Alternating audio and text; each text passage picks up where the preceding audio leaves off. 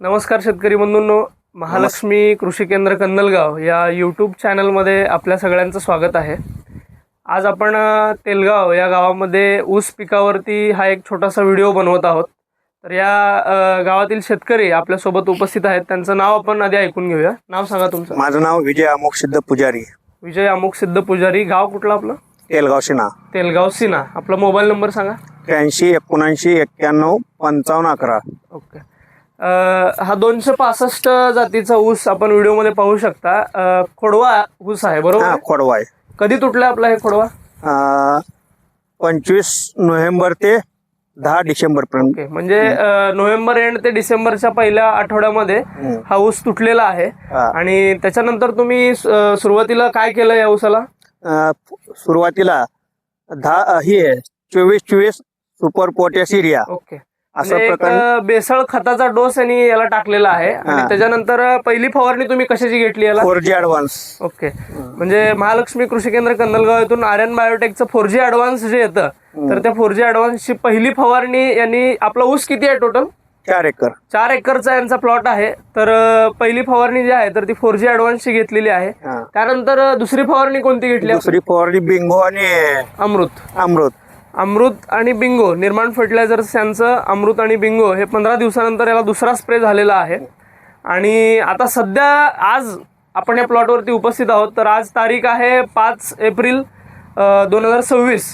तर आता तिसरा स्प्रे यांचा यारा कंपनीचं जे झिंक आणि बोरॉन येतं ऑक्साईड बेस मधलं, तर त्याची फवारणी चालू आहे। म्हणजे कंप्लीट या ऊसाला डिसेंबर, जानेवारी, फेब्रुवारी, मार्च म्हणजे 4 महिन्याचा हा ऊस आहे।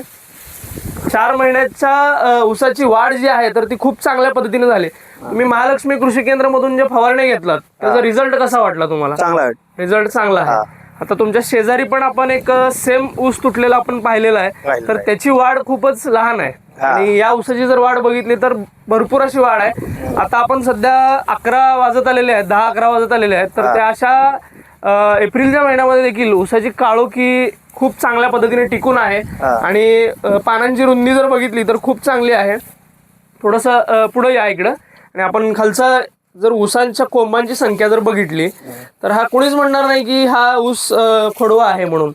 तर खाली जर बघितला आपण तर सुरू लागण हा असा ऊस आपल्याला वाटतो। तर फुटव्यांची संख्या देखील भरपूर प्रमाणात आहे आणि फुटवे अगदी मजबूत आपल्याला पाहायला मिळतात।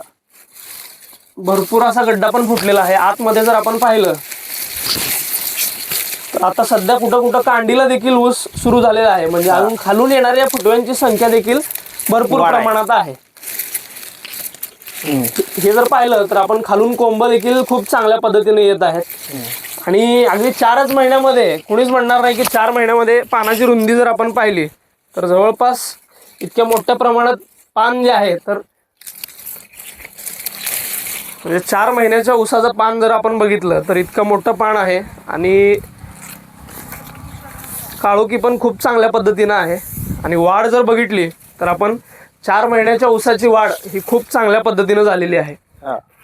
तर महालक्ष्मी कृषी केंद्रामधून आता फक्त आपण 2 स्प्रे कंप्लीट झालेले आहेत त्याचे, आणि आज तिसरा चालू आहे अजून। तर इतकी चांगल्या पद्धतीने वाढ याची झालेली आहे। तर रासायनिक खताच्या वाढणाऱ्या किमती ह्याला पाहता आपण टॉनिकची फवारणी घेणं गरजेचं आहे। तुमचं काय मत आहे की बाकीच्या शेतकऱ्यांनी फवारणी केली पाहिजे का? केली पाहिजे।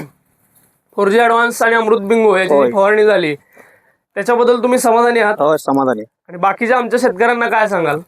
अवश्य तुम्ही फवारणी करा 4G ॲडव्हान्सची। ओके, हे सांगणं आहे माझं। बरोबर आहे। म्हणजे आपण फिरून जर पूर्ण प्लॉट इकडे जर दाखवला तर तेलगावच्या अगदी, तेलगाव सोलापूरचा जो रोड आहे तर त्या रोडच्या अगदी शेजारीच हा प्लॉट आहे।